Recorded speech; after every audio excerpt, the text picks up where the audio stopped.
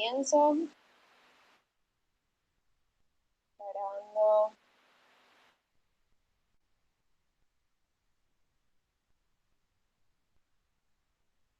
Bien. Ahí se está viendo mi pantalla. La clase anterior habíamos visto un poco qué es la paleontología, habíamos hablado un poco de la historia de la paleontología, argentina particularmente. Vimos que la paleontología estudia el pasado biológico, lo hace mediante los fósiles. Los fósiles vimos que hay de distintos tipos, algunos son huesos mineralizados, algunos son modificaciones, otros son impresiones, son huellas, otros tipos. Acá más o menos es donde habíamos quedado la clase anterior.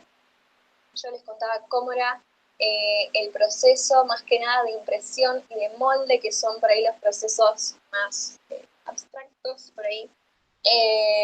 Bueno, el de impresión no tanto, porque ustedes se imaginan más o menos en el barro, si dejan, por ejemplo, una hoja, la apoyan, va a quedar la forma, y luego se van a ir acumulando sedimentos que van a ir manteniendo, preservando la forma de esa hoja allí a lo largo de los años. En el caso del molde sí era un poco más difícil por ahí de visualizar, porque en realidad el material biológico se pierde, se va degradando, pero los sedimentos se van acumulando en la misma forma que va dejando el material biológico que se va degradando. Este es un esquema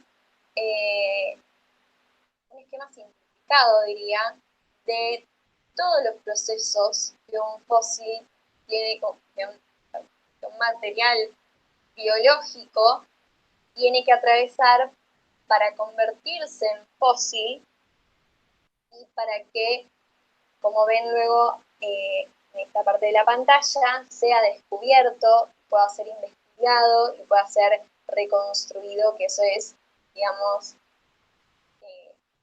¿de qué nos sirve que se forme un fósil si no lo podemos observar, no lo podemos estudiar?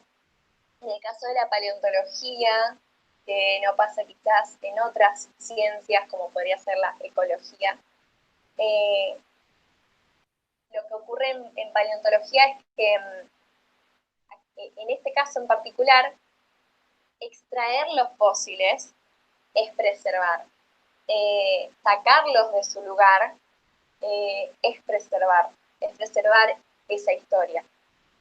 Así que en el medio ocurren un montón de pasos que no los vamos a ver tan en detalle como este gráfico que parece muy complejo, pero les voy a explicar más o menos cómo es el proceso. Si nosotros tenemos un animal que muere, por ejemplo, en una zona alta, queda expuesto a que los carroñeros y a que procesos de degradación natural por microorganismos, queda expuesto a la erosión del viento, queda expuesto a las acciones climáticas. Ese resto, ese animal que murió en esa zona alta, no se va a preservar.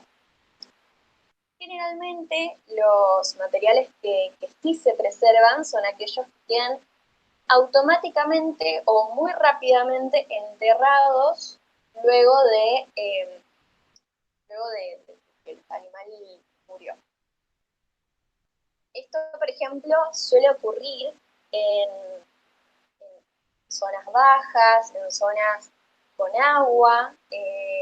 Generalmente los cuerpos de agua son los principales depósitos de fósiles, los principales reservorios fósiles donde mejor se pueden preservar, porque no solo quedan tapados de sedimentos los restos, sino que además el ambiente acuático hace que también sea mucho más difícil para los microorganismos, como las bacterias y los hongos, que son los encargados de la degradación, poder degradar ese material. Entonces eso hace que ese fósil se escape de perdón, en este momento todavía no es un fósil, ese resto se escape de ese ciclo de degradación y pueda tener la posibilidad de ser fosilizado. ¿Por qué digo posibilidad? Porque hay muchas cosas más que pueden pasar en el medio. A pesar de que ese material queda tapado por otros sedimentos, en el medio hay un montón de procesos litogénicos de que cuando el limo se transforma en roca, involucran presión, involucran calor, involucran el desplazamiento de las placas, hay agitación, hay un montón de procesos que pueden ocasionar la destrucción de esos materiales. Como yo les decía en la clase anterior, generalmente no encontramos todo el esqueleto completo o perfectamente preservado. Para que eso ocurra tienen que darse un montón de condiciones. Imagínense aparte, cuanto más pasa el tiempo, menos probabilidades de encontrar esos huesos tenemos, porque más procesos de este tipo van a ocurrir.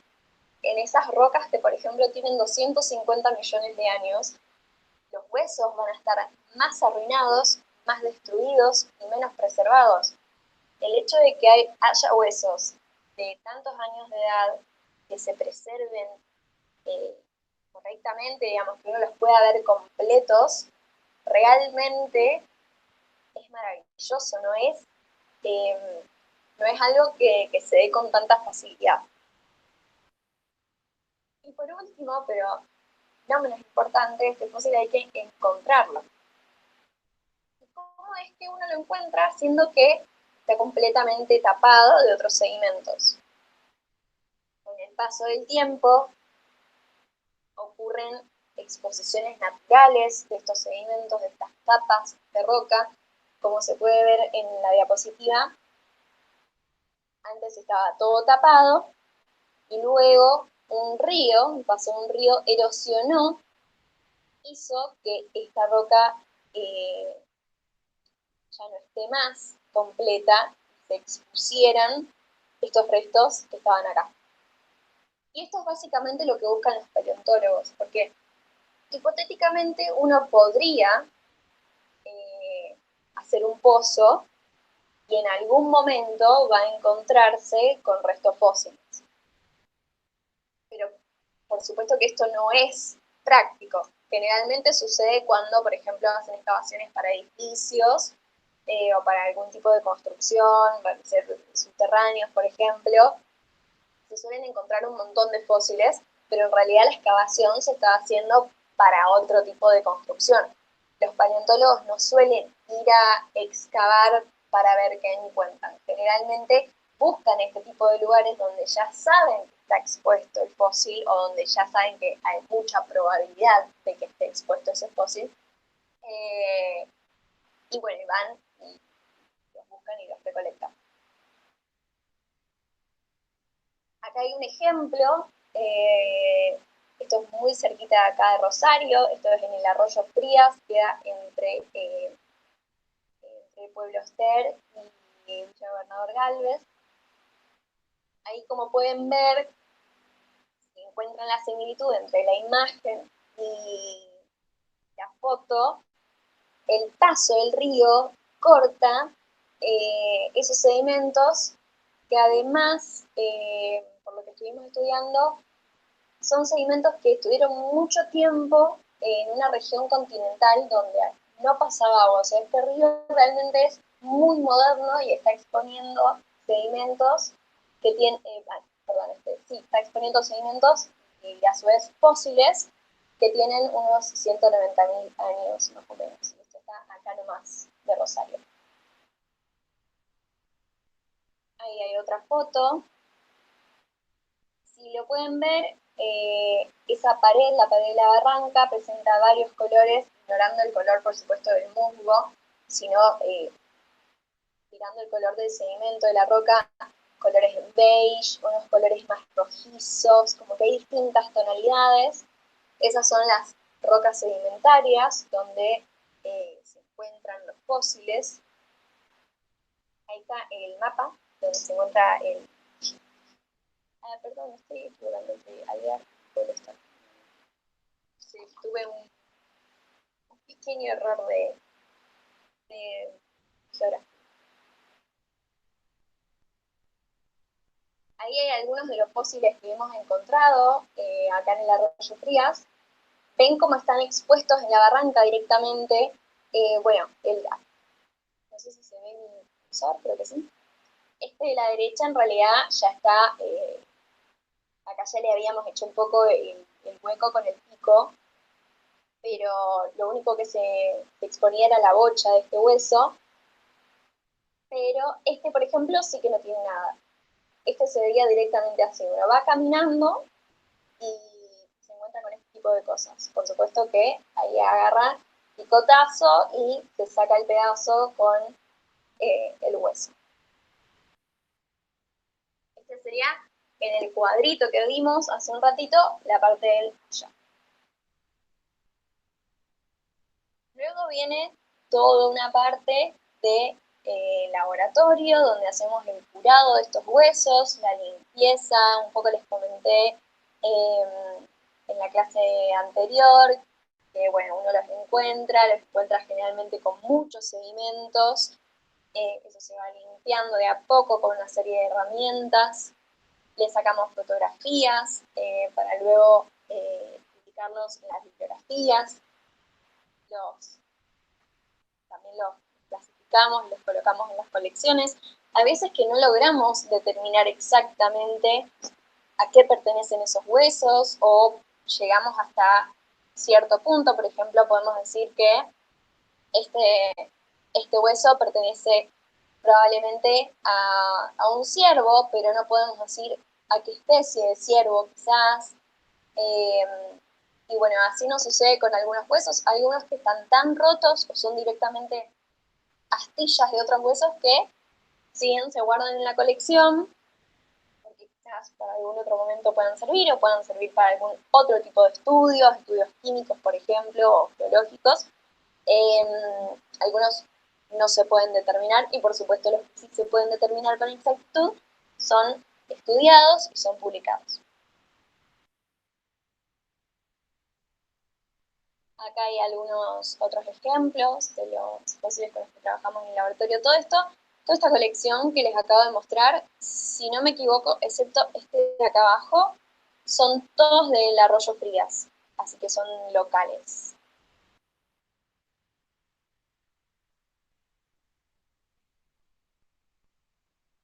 Y acá hay otra pata que me parece fundamental porque en la paleontología, y ya, voy a mover mi hojita de machete porque les quería decir algo que para mí me parece muy interesante, es que en la paleontología nosotros lo que buscamos es reconstruir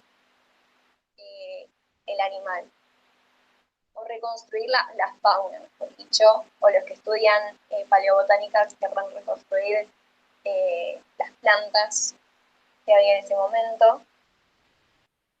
Y parte de la reconstrucción, en el caso de nosotros que estamos estudiando mamíferos, no es solamente reconstruir el esqueleto o la anatomía del esqueleto de ese mamífero, sino también reconstruir las partes blandas de ese cuerpo, reconstruir la vida de ese animal, reconstruir cuáles eran sus hábitos, reconstruir, digamos, cómo era la vida, si tenía hábitos diurnos o nocturnos,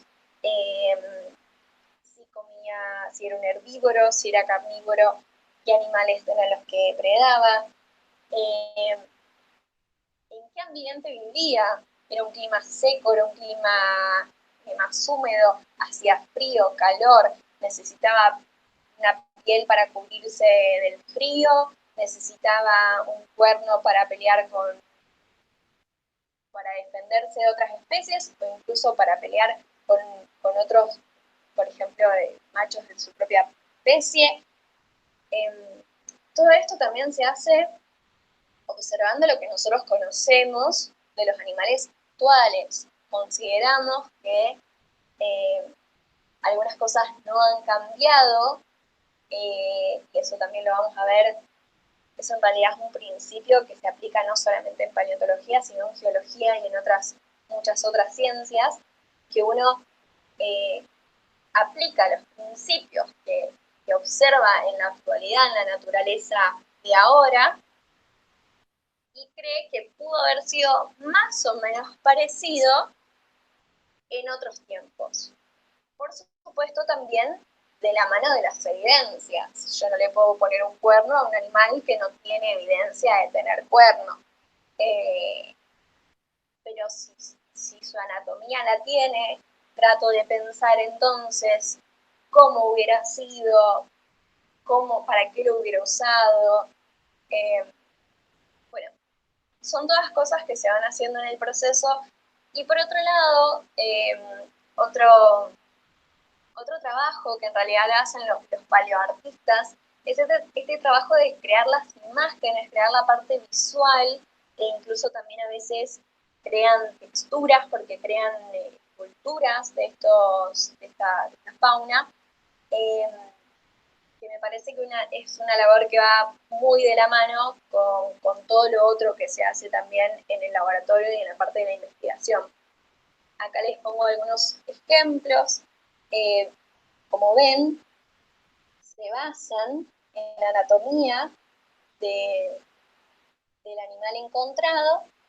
Y bueno, algunos hacen dibujos, algunos hacen, estos, si no me equivoco, eran los dinosaurios que estaban en Tecnópolis, no sé si siguen estando, creo que sí. Estas también son esculturas, este también es un dibujo, ahora los hacen todos también con arte digital. Eso ya me pasé, pero bueno, es más o menos, este artista es Jorge Blanco, es un artista muy reconocido de acá de Argentina. Esta imagen también es para que vean, bueno, por ejemplo, acá se sabe que tenía un cuerno, pero que también vivía en una zona muy fría. Entonces podía ser muy parecido a un rinoceronte por su anatomía, pero iba a necesitar una piel que lo cubra del frío, un frío como el que viven, por ejemplo, este tipo de osos. Entonces hacen como una combinación de ambos y, bueno, terminan generando esta representación, que por supuesto no sabemos exactamente si son así, y quizás cuando se vayan juntando más evidencias, vayan cambiando, como por ejemplo ahora las representaciones de los dinosaurios. Esto quizás lo sepan porque sale mucho en las noticias y demás. Ahora se suelen hacer más con plumas, porque se sabe que los dinosaurios están más emparentados con las aves, y hay algunas evidencias de que algunos dinosaurios tenían efectivamente plumas.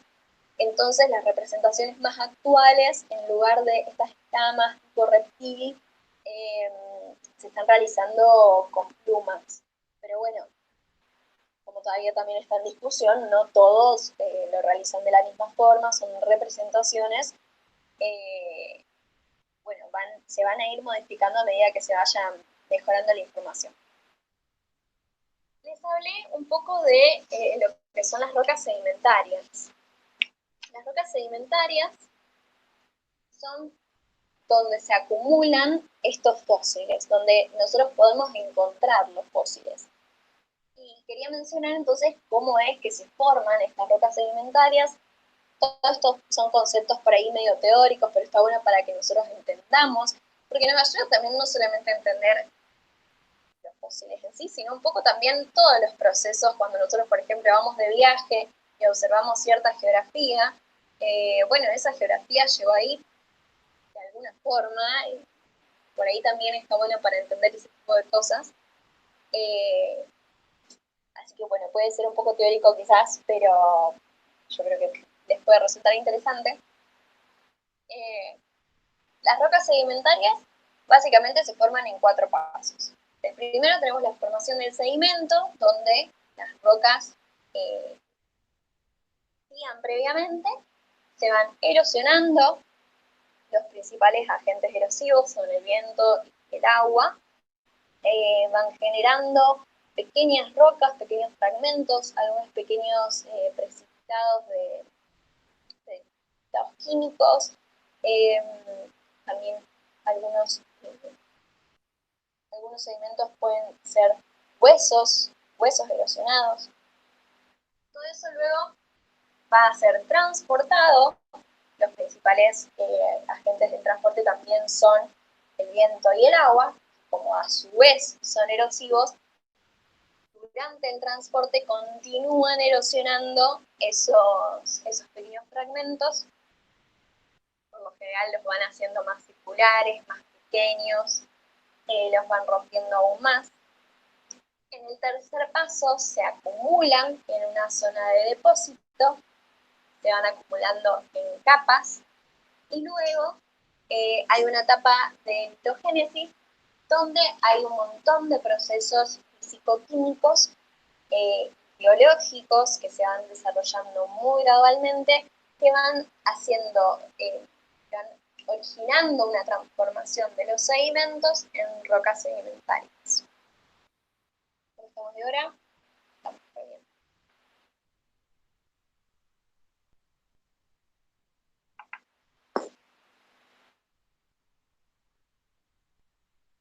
Ahí hay un ejemplo de cómo se observa una sucesión de sedimentos acumulados que ocurre, como les decía, en capas horizontales. Y por supuesto esto están expuestas, están erosionadas, y la misma erosión también hace que sea tan notorio la diferencia de capas, porque al estar cada capa constituida por diferentes sedimentos, por diferentes materiales, van a reaccionar de forma diferente a la erosión y van a originar diferentes colores o diferentes durezas, por ejemplo, diferentes texturas. Ahí hay otras imágenes. Bueno, en la de la izquierda, por ejemplo, esta capa del medio que hace una erosión como si fueran en líneas verticales, es claramente diferente a la capa que tiene arriba y a la capa que tiene por debajo. Así que acá ya podemos ver 3 capas, y no somos geólogos, porque un geólogo probablemente vería muchas más, que son unos expertos. Y acá a la derecha, por ejemplo, si bien todo parece del mismo color, esta parte de aquí abajo, si ustedes lo notan en la foto, está como más hacia adelante. Acá tiene como una base, ¿no? Como que así, y la otra parte está acá.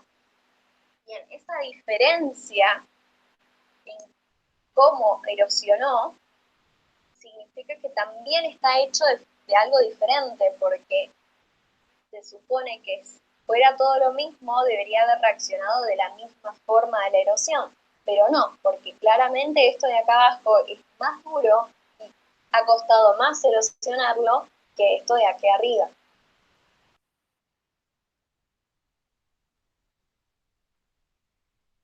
Algo que a mí me gusta decir de este tipo de capas, estas rocas sedimentarias, esta sucesión de sedimentos, es que van contando una historia. Cada sedimento,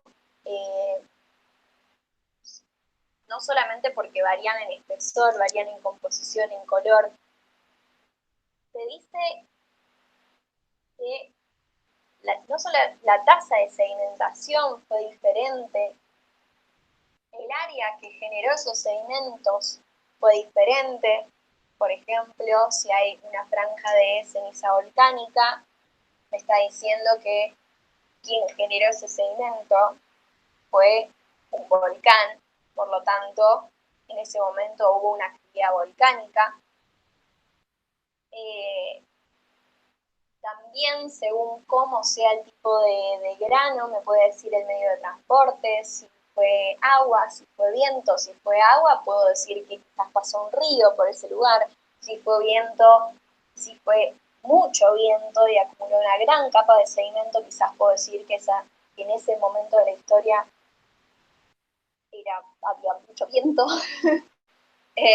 Las condiciones climáticas eran esas, a eso voy. Entonces todo esto nos va contando una historia. No solamente eso, sino que además contienen fósiles.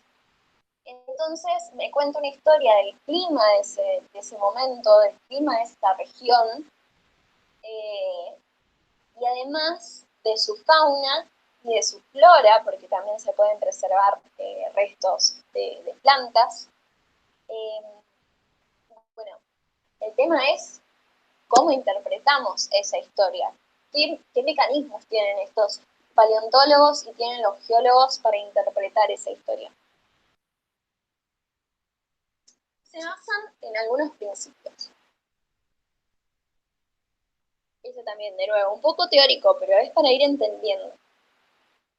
El primer principio es el del uniformitarismo. El uniformitarismo nos dice que las leyes fundamentales no han variado en lo que es la actualidad con lo que es el pasado. Es más o menos lo que les dije hace un rato, que consideramos que, por ejemplo, la ley de la gravedad existe ahora y existió hace 25.000 años y existió desde que se formó el núcleo de la Tierra desde ese momento. Entonces podríamos decir que los dinosaurios también sufrían la gravedad. Son cosas que parece muy exagerado decirlo así, pero son principios en los que uno se tiene que basar para tener una coherencia y para poder decir, para poder formar hipótesis sobre qué es lo que ocurría, digamos, hace tantos años. Otro de los principios es el del gradualismo. Esto quiere decir que todos los procesos geológicos como biológicos también son graduales y son continuos.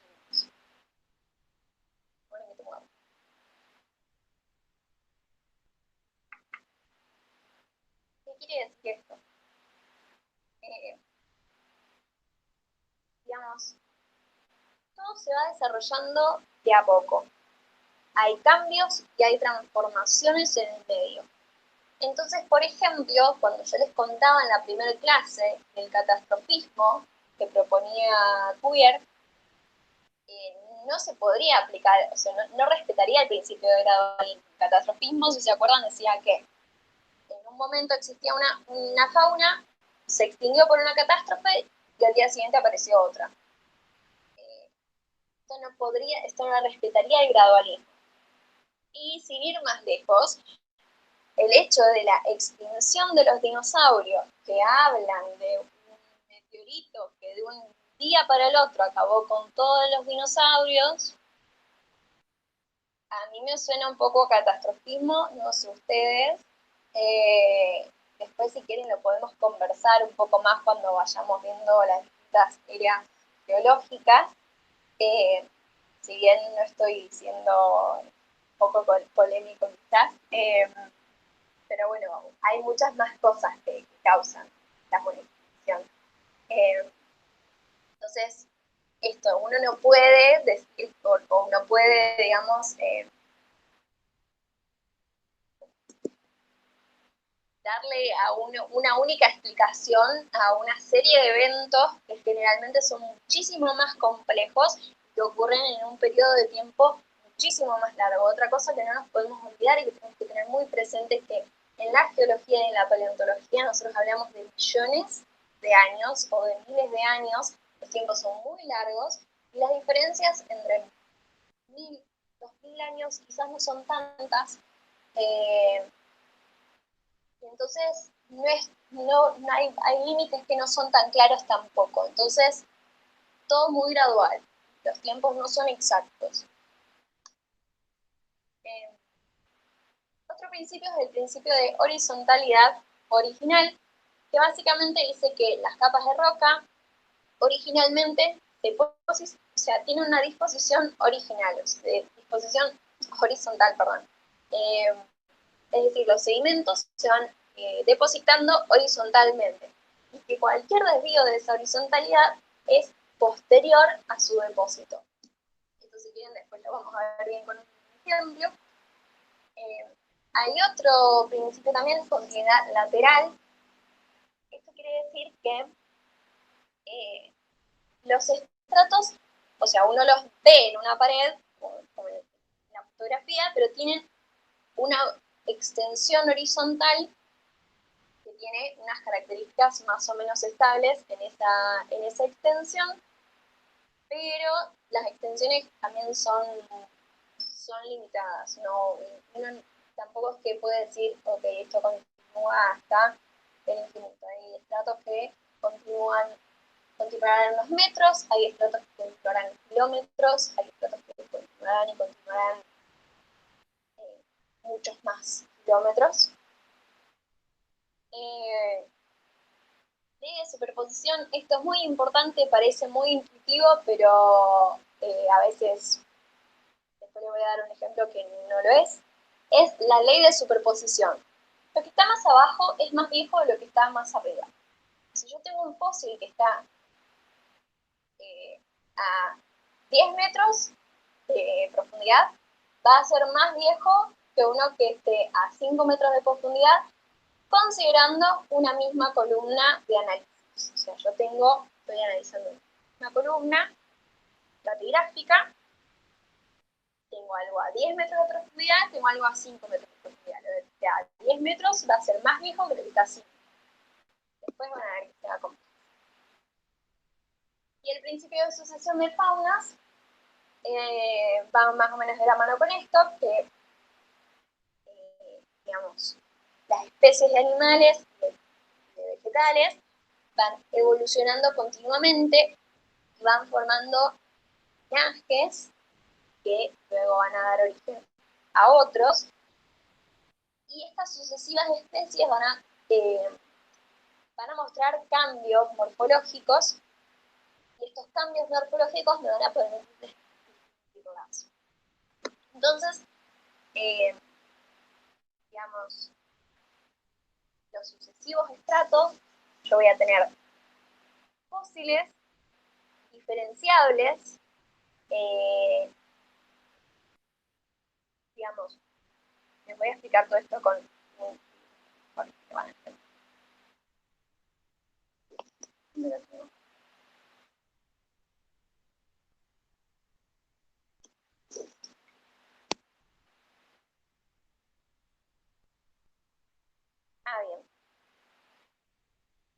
Lo vamos a ver, me parece, mejor.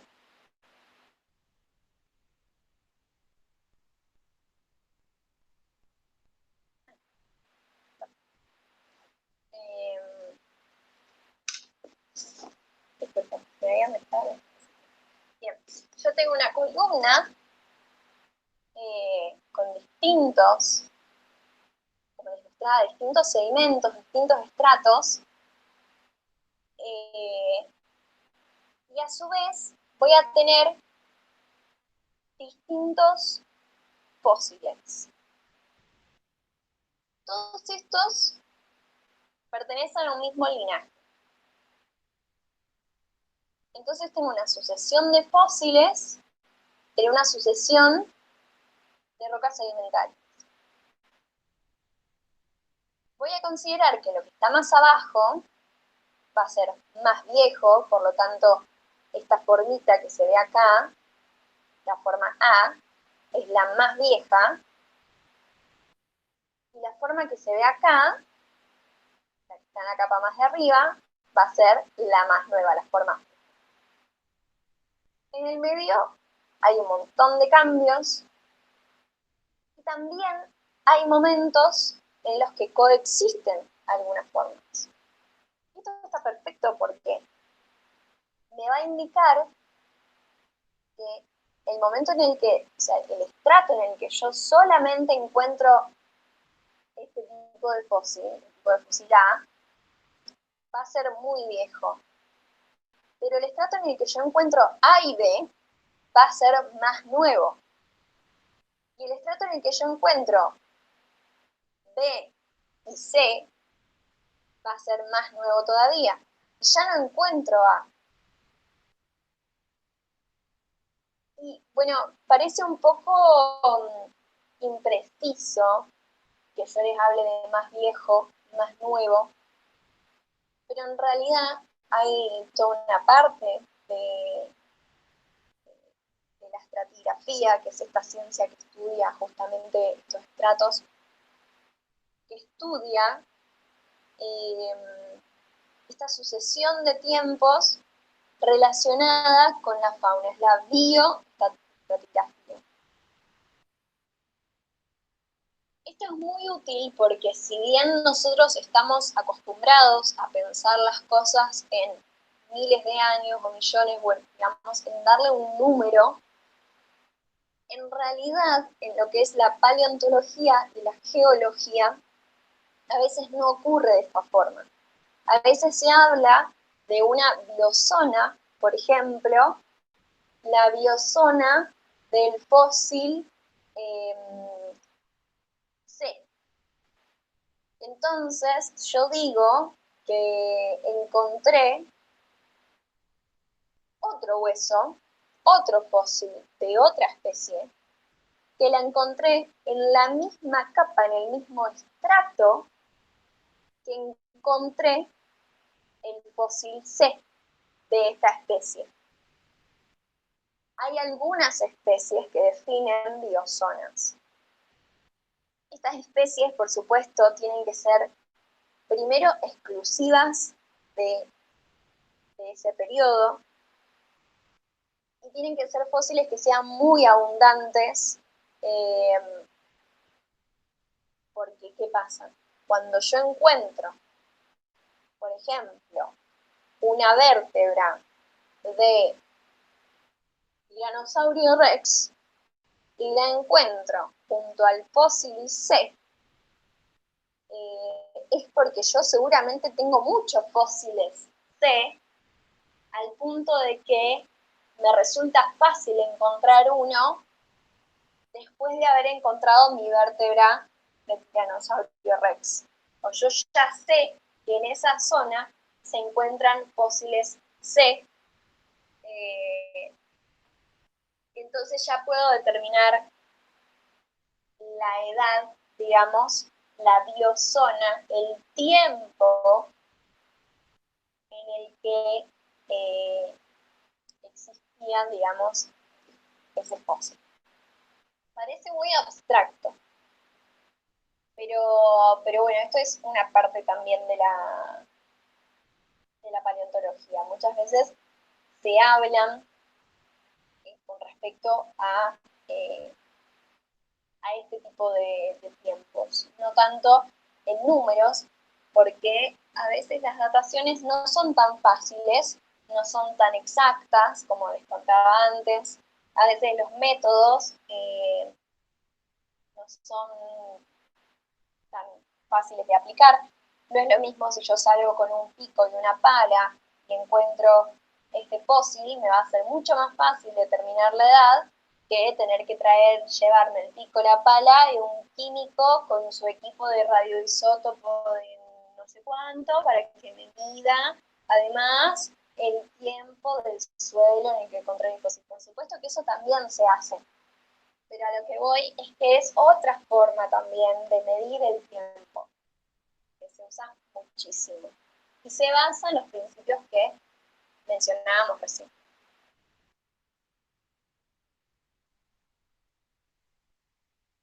A ver, esperen que...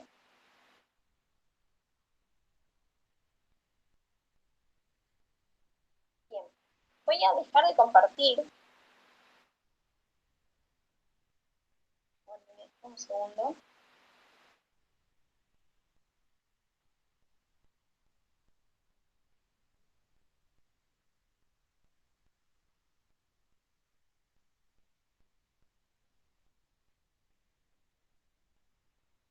Bien.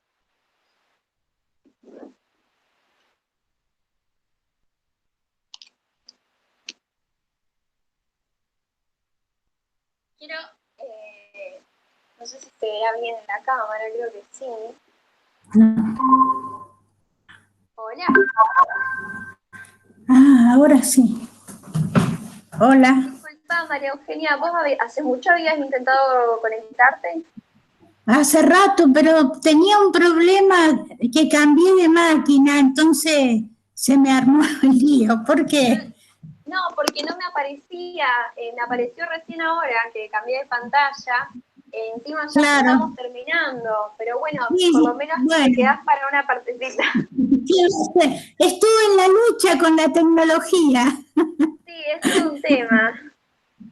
Claro, Bueno, en realidad, porque la otra computadora que usé no tengo ni cámara ni micrófono.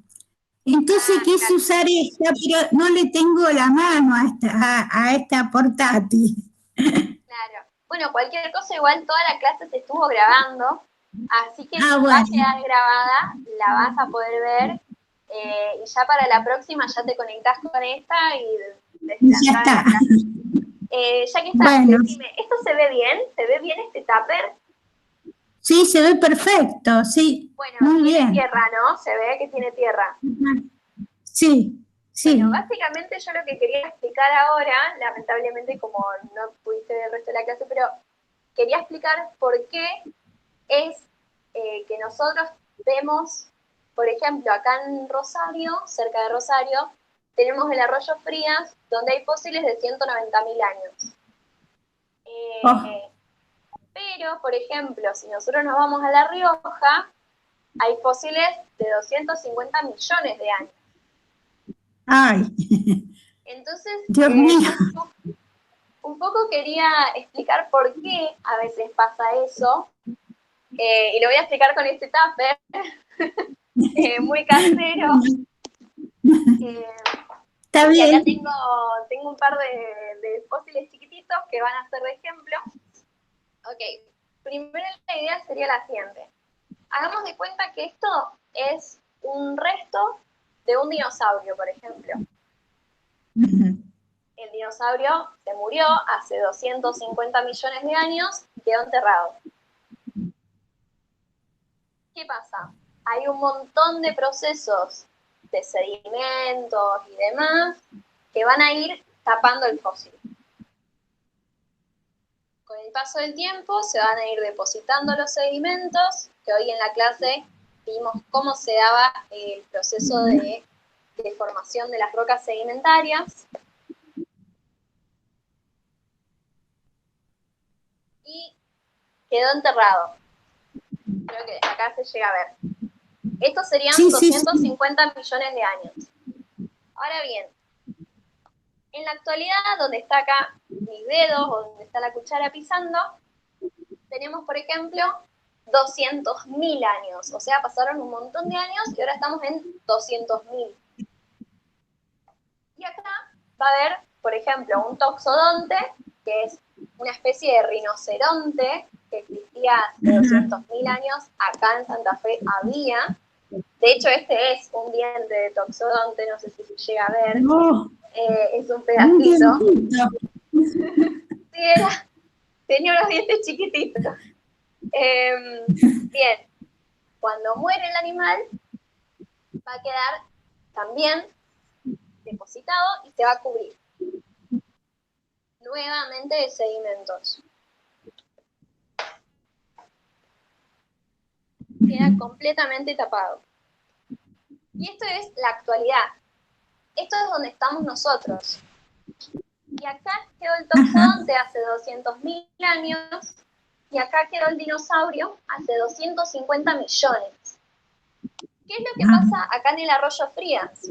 En el arroyo Frías cruza un río. El río lo que hace es ir sacando sedimentos, va sacando los sedimentos y deja al descubierto este tipo de huesos. claro, Entonces es el como que va paleontológico, gastando el tal cual, fondo. va gastándolo, va gastando, va rompiendo, va comiendo la roca y va dejando al descubierto Claro. este tipo de huesos. Ahora, ¿qué pasa en La Rioja? tiempo en La Rioja ha tenido ciertas condiciones climáticas muy áridas, mucho viento, se han combinado varios procesos que han comido mucho más sedimento y han dejado al descubierto los de 250 millones. Ah, claro. Y entonces se exponen estos. Y bueno, esa es más o menos la explicación de por qué, por ejemplo, acá tenemos los huesos del Pleistoceno, que el Pleistoceno fue entre 2 millones de años y 10.000 años.